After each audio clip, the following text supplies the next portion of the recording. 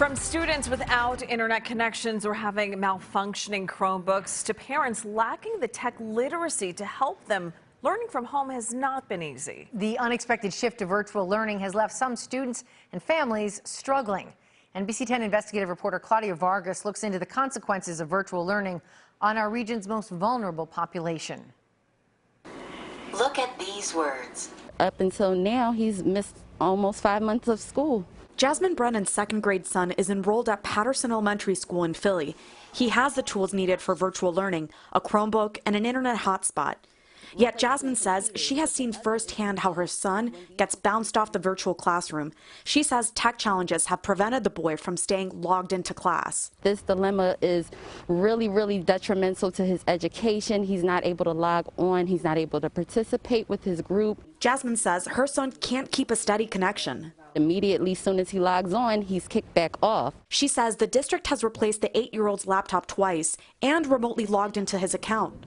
The district, through a spokeswoman, says that due to privacy laws, officials can't speak about individual students. But the spokeswoman in a statement says in part, "We understand that this may be a challenging time for some families and have made available a myriad of supports available to try and remove as many barriers as possible for students during this time outside of school buildings." Jasmine's 4th grade son also goes to school virtually. He has not run into any problems. The school district confirms the older boy hasn't had the same technical issues. But the second grader isn't the only student having problems with virtual school. This is disproportionately impacting kids of color. Margie Wakelin is a lawyer with the Pennsylvania Education Law Center. The group is representing Jasmine and her son in getting the boys' access issues resolved. Wakelin says she and her team have been fielding hundreds of complaints regarding virtual learning, many from underserved communities. How can they be problem solving with schools to try and address the access issues? Because families, they want their children to be in school. They want them to be learning. The NBC10 investigators looked at the Philly School District's attendance data to see possible effects of virtual learning. Philly and some other school districts say if a student is in class 95% of the time, that's considered good attendance. In October 2019, before the pandemic, 77% of white students met that attendance goal. In October 2020, after months of virtual learning, white students had actually improved their attendance to 80%. But virtual learning had the opposite effect for Black and Hispanic students. In October 2019, 69% of Black and Hispanic students met that good attendance mark. Those numbers had dropped to 58% of Black and Hispanic students in October 2020. We have provided the Chromebooks. We have provided IT support for parents and for students. However, students are still not logging on. Evelyn Nunez is the district's chief of schools. She says some students don't have stable housing. They may be homeless or moving from babysitter to babysitter.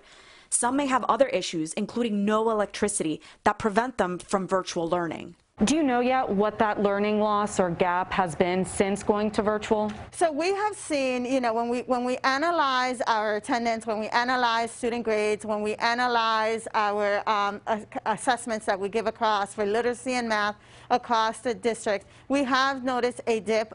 According to the district's data, second grade had the largest drop in attendance out of all grades.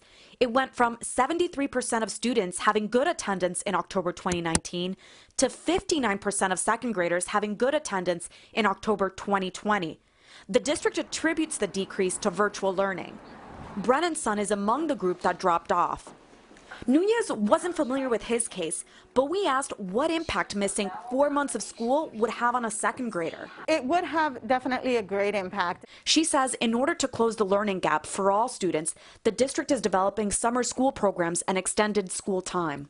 We are prepared to address this loss. We are already in the planning phases of defining opportunities for students. The district is working with the teachers union to bring back kindergarten through second graders for in-person learning as soon as possible. Nunez says it's going to take some time to catch up students who fell behind during the pandemic. For the investigators, I'm Claudia Vargas, NBC10 News.